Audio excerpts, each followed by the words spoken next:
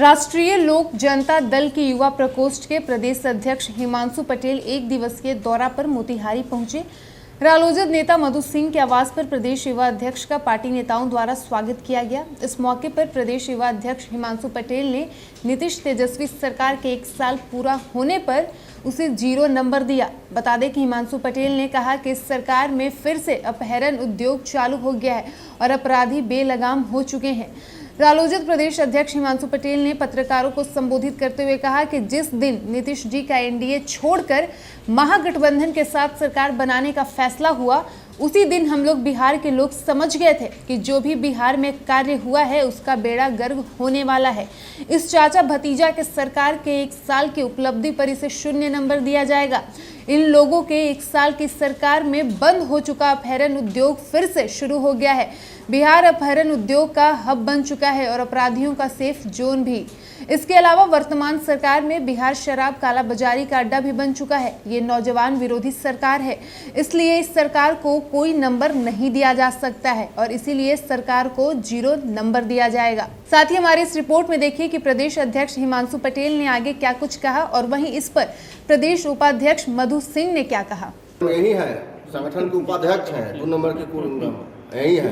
क्या कहना चाहेंगे? क्रांति दिवस है, आगे पीछे तो हो गए। क्रांति दिवस को आप सभी भाइयों को, प्रेस के भाइयों को भी बहुत बहुत हार्दिक बधाई। वर्तमान सरकार शिक्षा को तो एकदम से रसातल में ले गई है। बिहार को बदलाव की तरफ ले जाना है। हम लोग सभी नौजवान इस बात पे ज़्यादा जोर दे रहे हैं कि हम बिहारियों का व्यवस्था, रोज़गार, शिक्षा सारे बिहार में हो। इस बिंदु को लेकर हम लोग की लड़ाई है और सरकार से भी मांग तो सरकार ये मानने वाली है नहीं।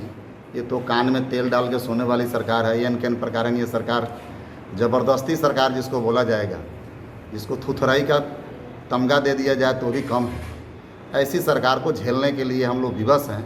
इस परिस्थिति से बाहर निकलना चाहते हैं हम लोग और बिहार को एक नई सरकार के रूप में हम लोग स्थापित करना चाहते हैं। इन लोगों के अलावा ये दोनों आदमी बिहार को एकदम से रसातल में ले गए। माननीय मुख्यमंत्री नीतीश कुमार जी और उप मुख्यमंत्री तेजस्वी यादव अनुकंपा पे बहाल होकर आए हुए लालू जी के नाम पर कोई जानकारी है नहीं, ज़बरदस्ती वोट बैंक की राजनीति में अपना तमगा गाड़े हुए हैं।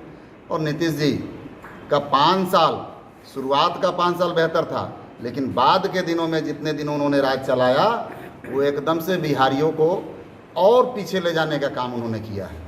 आप उठा कर देख लीजिए, सब आप लोग, सब प्रेस के भाई लोग हैं, आप लोगों को तो दिन रात ये चीज़ देखने को मिल रहा है।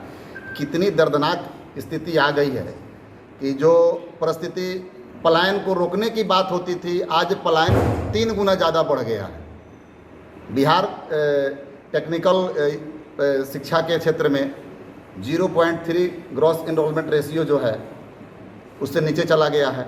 किसी भी तकनीकी शिक्षा को प्राप्त करने के लिए बिहार से बाहर जाना है। भाई क्या व्यवस्था बनाया, हम सुशासन देंगे। ऐसी कैसी सुशासन है जो प्रतिदिन मर्डर हो रहा है।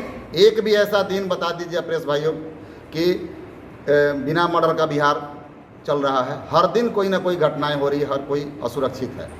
विशेष क्या बोले, इसी बदलाव के लिए आप सभी लोगों से निवेदन करेंगे, सभी लोग नहीं थे जब बिहार में खौफनाक मंजर वालों की सरकार थी 2005 के पहले, तो नीतीश कुमार जी कहते थे कि एक बार बिहारी बन जाइए और हमको बिहार चलाने का मौका दीजिए, तो बिहारी कहलाना अपमान का विषय नहीं, सम्मान का विषय होगा और बिहार के नौजवानों को हम बिहार में रोजगार देने का अवसर मुहैया कराएंगे। हम बिहार से पलायन को रोकेंगे।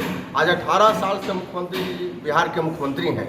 इनको बताना चाहिए कि 18 वर्षों के शासनकाल में बिहार में 18 बड़ी कंपनियां भी निवेश नहीं किया। बिहार में 18 भी कंपनी निवेश क्यों नहीं किया? एक भी कंपनी बिहार में निवेश नहीं किया। क्यों नहीं किया? इसका दोषी कौन है? इसका दोषी है इनकी पॉलिसी है, इनकी नीति है। सरकार के पास विजन नहीं रहने के कारण कोई भी बड़ी कंपनियां यहाँ निवेश नहीं किया, जिसका नतीजा है कि आज भी बिहार से काफ़ी संख्या में पलायन होता है।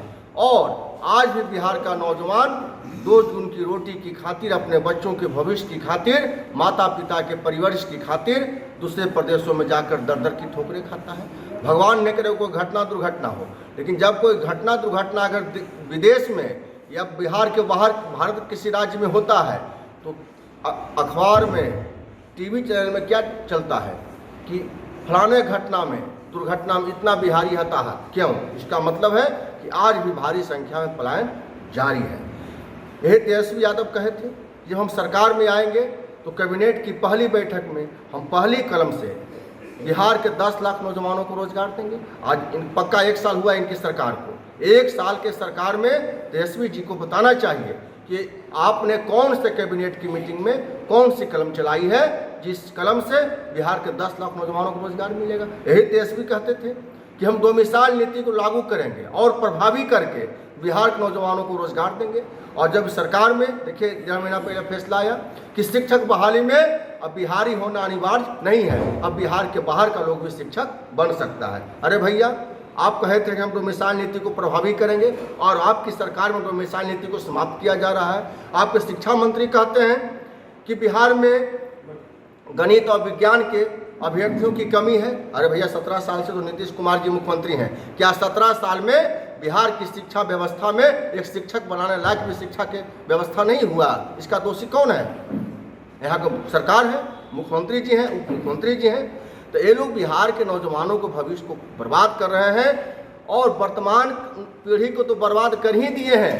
अगर बिहार के नौजवान सचेत नहीं होंगे तो आने वाले पीढ़ी को भी भविष्य लोग चौपट कर देंगे, बर्बाद कर देंगे। तो हम क्रांति दिवस के अवसर पर बिहार सरकार को चेताना चाहते हैं कि नौजवानों के भविष्य के साथ खिलवाड़ नहीं कीजिए। यही बिहार का नौजवान आपकी सरकार को ईंट से ईंट बजाने का काम करेगा। हिमांशु पटेल, प्रदेश अध्यक्ष, युवा लोक जनता दल, बिहार।